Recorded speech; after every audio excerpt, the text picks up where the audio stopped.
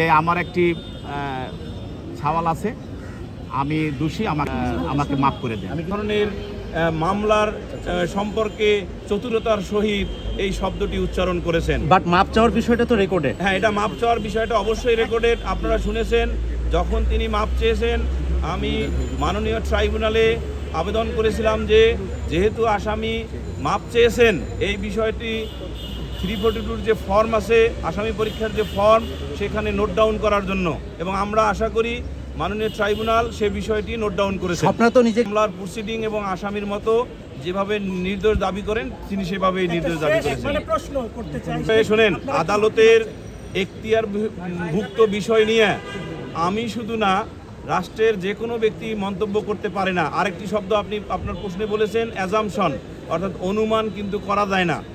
আদালতের এখতিয়ারের বিষয়ে অনুমান করা যায় আচ্ছা, না। আপনারা না যেভাবে গতি প্রকৃতি সেইভাবে প্রত্যাশা করা যায় কিনা, প্রত্যাশার কথাটা আমরা আগামীকাল যুক্তিতর্ক উপস্থাপন শেষ করব, তারপর মাননীয় ট্রাইব্যুনাল তার স্বীয় বিবেচনায় যে তারিখ নির্ধারণ করবেন সেই তারিখে রায় হইবে।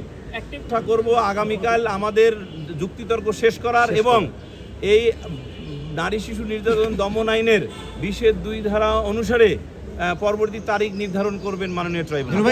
কিন্তু আপনারা তো আইনজীবী, মানে কোনো ধরনের তাড়াহুড়া হচ্ছে না তো, মানে কোনো ফাঁকফোকর থেকে যাচ্ছে না তো? আবার না, আইনে আসামি কি বললো? তিনি বললেন যে আমার একটা সওয়াল আছে, আমাকে ক্ষমা করে দেন। তিনি তো আসামি বলছে, আসামি জিজ্ঞেস করা হলো আপনার বক্তব্য আছে, আপনি কি বলবেন বলেন।